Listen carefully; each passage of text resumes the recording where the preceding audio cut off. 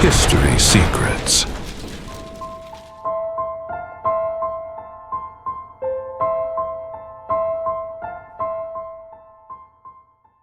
During the last 100 years, a silent transformation has occurred in the way human societies organize their energies. A transformation so profound that it has shaped not only the economy, but also the way we think, work, and feel.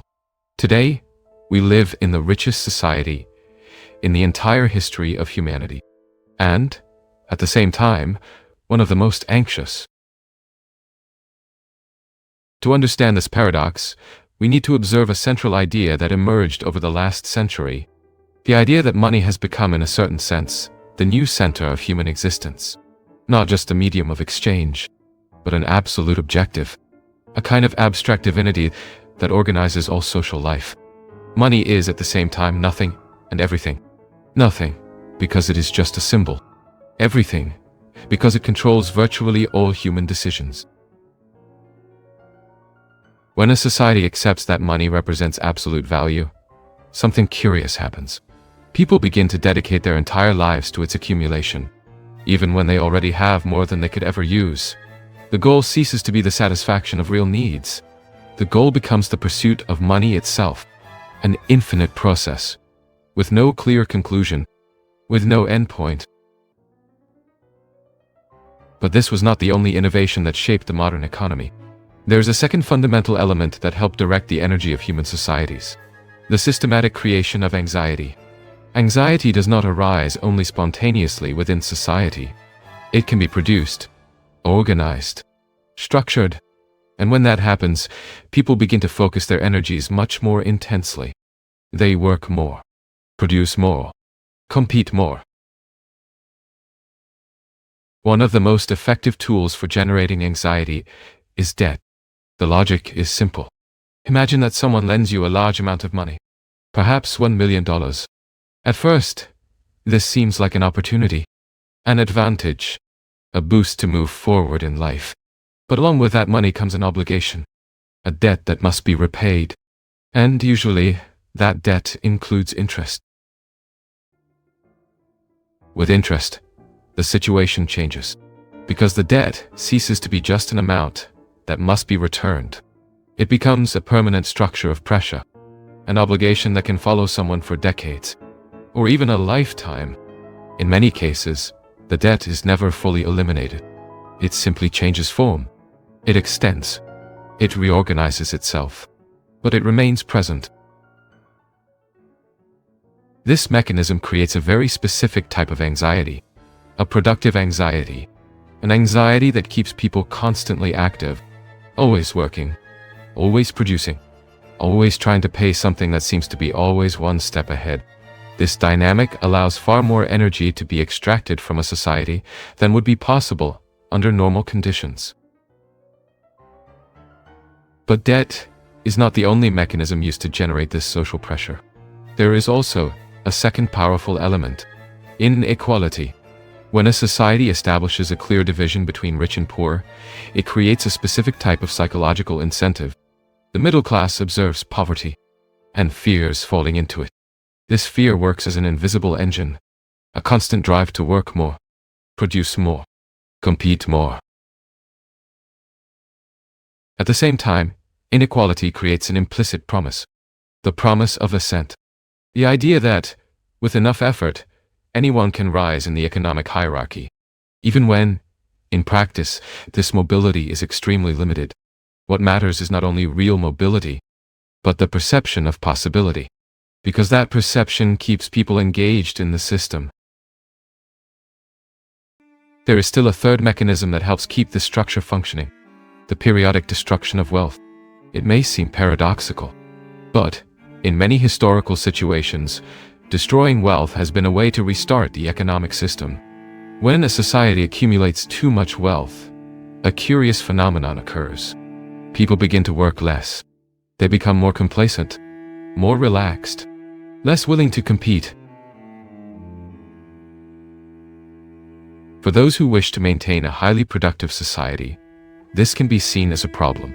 And the solution often emerges in dramatic ways: wars, economic crises, financial collapses, events that destroy accumulated wealth and force the population to rebuild everything again. Imagine a simple scenario. Peasants work for years, produce large quantities of grain, build full granaries. At a certain point, they have enough reserves to live comfortably. They may not even need to work as much as before. Now imagine that those granaries are destroyed, burned, looted, economic collapse. Suddenly, all that security disappears, and the cycle of work begins again, with even greater intensity. Within this logic, wars and crises cease to be merely historical accidents. They begin to function as structural mechanisms within certain economic systems. Events that restart the productive cycle. Events that restore collective anxiety. Events that set the entire society back into motion. This helps explain one of the strangest paradoxes of the modern world. There has never been so much wealth. There has never been so much technology. There has never been so much productive capacity. And yet, modern societies remain deeply anxious, indebted, pressured, in a constant state of urgency. This happens because certain mechanisms have been refined over the centuries. Mechanisms capable of extracting the maximum possible human energy. 3 of them stand out: the illusion of freedom, the absolute centrality of money, and the constant production of anxiety. These 3 elements form the foundation of an extremely powerful system, a system that shapes behavior, defines priorities, and directs the lives of billions of people. But to fully understand how the system works, we need to analyze another phenomenon. A phenomenon that connects economic power, global mobility, and invisible organizational structures. The phenomenon known as transnational capital. To understand the functioning of transnational capital, we need to observe a fundamental change that occurred in the structure of economic power. For much of history, wealth and territory were deeply connected. Large landowners depended directly on the place where they lived. Their wealth was tied to the land, to local production, to the population that worked in that territory. But with the advancement of global capitalism, this relationship began to change. Gradually, capital became mobile, capable of crossing borders, capable of moving rapidly to new economic centers. This mobility created a new type of elite, an elite that does not depend on a single nation, nor on a single society. An elite whose main commitment is not to territory, but to capital itself. The objective becomes simple: protect capital, and make it grow, regardless of where that happens. When social tensions increase in a given country, capital can simply move. Companies relocate their headquarters. Investments migrate. Fortunes are transferred to new jurisdictions. This process is not rare in the contemporary world. In fact, it has become a normal part of how the global economy functions. Today, many extremely wealthy individuals choose to live in places like Dubai, Hong Kong, or Singapore. Not necessarily because they like these places, but because these centers offer favorable conditions for capital, lower taxes, more flexible regulatory environments, greater asset protection. This phenomenon creates a curious reality. Wealth becomes increasingly global, while most people remain deeply tied to the place where they live. The working class rarely has the same mobility. It depends on the local economy, on available jobs, on the surrounding social structures. This difference creates a structural imbalance. One group can move freely across the world. The other remains tied to local circumstances. This system forms what some thinkers call transnational capital, a global network of wealth that operates above national borders. But then an important question arises: how does this capital manage to function on a global scale? Because moving money between countries is not just a technical matter. There is a much deeper issue: trust. When someone arrives in a new country, they usually know no one. They have no local social networks. They do not know whom to trust. And yet, massive flows of capital cross the planet every day. Throughout history, one of the solutions found for this problem was the creation of closed networks. Networks of trust. Organized structures that connect powerful individuals in different regions of the world. In some historical contexts, these networks took the form of discrete societies, groups that share values, codes, and common interests. These structures allow members of the same network to cooperate even in distant places. They function as parallel systems of trust. These organizations do not arise only for mysterious or conspiratorial reasons. They respond to practical needs. Needs for coordination, needs for cooperation among economic elites, and needs to maintain common interests over time. Within these networks, different social classes begin to develop very distinct worldviews. The common class, often historically called peasants or workers, has relatively simple aspirations: to build a family, to earn a living, to live a stable life, to participate in religious traditions, to find moral meaning in everyday life. These religious traditions usually emphasize virtues such as kindness, humility, and compassion.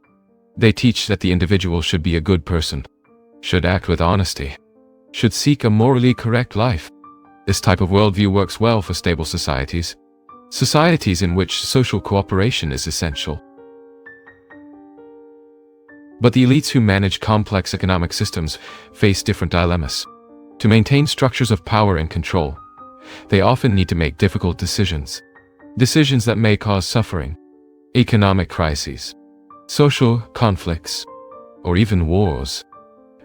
This creates a deep psychological tension. Because human beings have natural moral limits, even powerful individuals struggle to carry out actions that harm others. So a fundamental question arises: how can someone carry out morally difficult actions without coming into conflict with their own conscience? The answer involves a well-known psychological mechanism: the transfer of responsibility. When a person believes they are merely obeying orders, their sense of guilt diminishes. They stop seeing the action as a personal choice and begin to see it as part of a larger system. This phenomenon was demonstrated in a striking way in a famous social psychology experiment. At the end of the 20th century, psychologist Stanley Milgram conducted a study at Yale University. The experiment was simple. Participants believed they were administering electric shocks to another person. Each mistake made by the victim would result in a stronger shock. In reality, the person receiving the shocks was an actor. But the participants did not know that. Milgram wanted to observe how far someone would go when obeying authority. The results were surprising. Many participants were willing to inflict intense pain on another person, even when they realized it seemed morally wrong. Why? Because the responsibility seemed to come from above, from an authority figure. Thus, participants could tell themselves, "I am not doing this of my own will. I am just following instructions." This psychological principle is extremely powerful. It allows individuals to participate in complex systems without feeling personally responsible for the consequences. Within certain social structures, this can take even more elaborate forms. Rituals, symbols, narratives that attribute decisions to higher forces, divine forces, historical forces, or inevitable forces of the system. When a person believes they are serving a greater force, their perception of responsibility changes. They begin to see themselves as an instrument, not as an author. This logic can appear in many forms throughout history. Religions, ideologies, symbolic structures that justify difficult decisions, structures that allow individuals to act without feeling they carry the full moral weight of their actions. And it is at this point that the discussion about power, economics, and human psychology becomes deeply complex, because social systems are not sustained only by material resources. They also depend on narratives. Narratives that explain why things are the way they are. Narratives that make power structures acceptable. Narratives that help individuals live with difficult decisions. Understanding these narratives is essential to understanding how the modern world works. Because behind economic and political institutions, there is always a psychological dimension. an invisible dimension, but extremely powerful. When we observe the history of human societies, we realize that power structures are rarely sustained by force alone. They depend on something deeper. They depend on belief systems, on narratives capable of justifying difficult decisions and organizing collective behavior.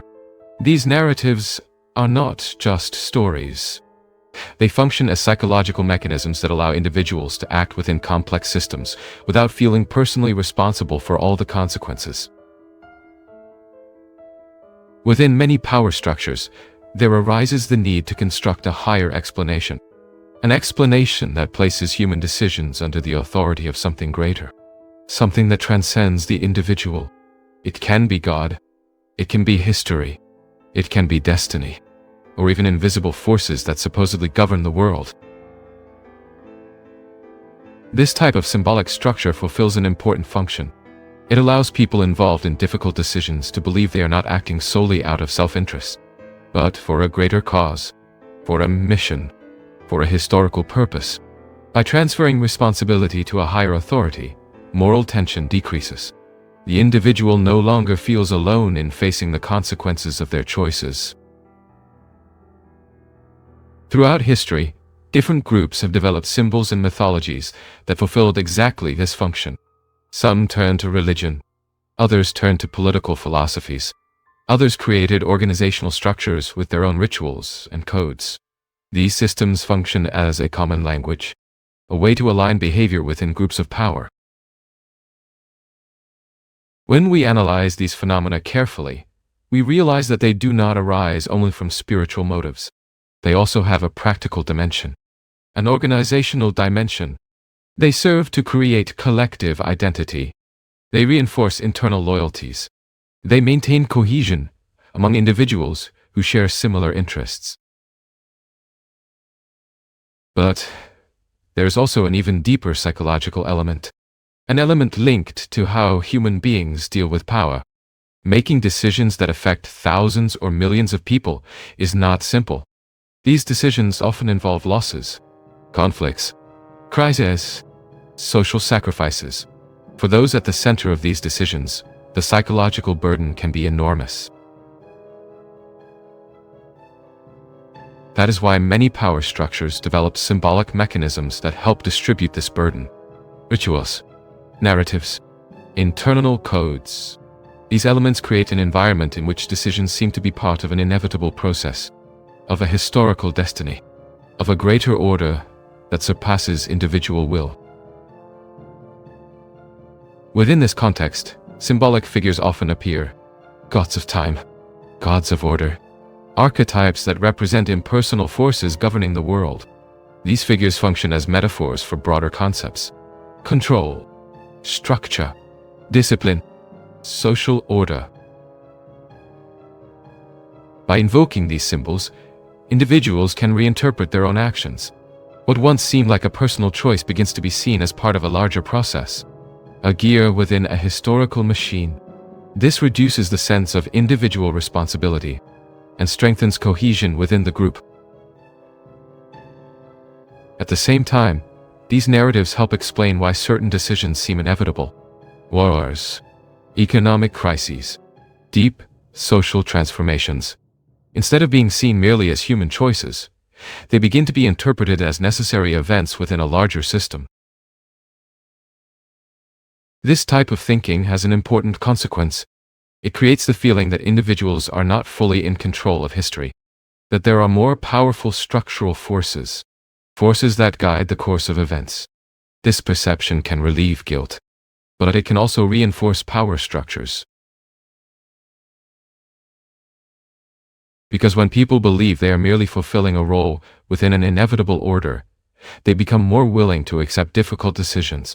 Decisions that, in other circumstances, might be questioned. Decisions that could generate resistance, but that come to be seen as a natural part of how the world works. This phenomenon helps explain why complex systems can sustain themselves for long periods. They do not rely only on coercion. They also rely on shared beliefs. Beliefs that organize behavior. beliefs that structure the perception of reality, beliefs that transform power structures into something apparently natural. However, these structures are never completely stable. There is always a limit to social pressure, a limit to inequality, a limit to collective anxiety.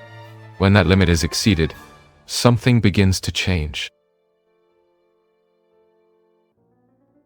Throughout history, we repeatedly see the same pattern.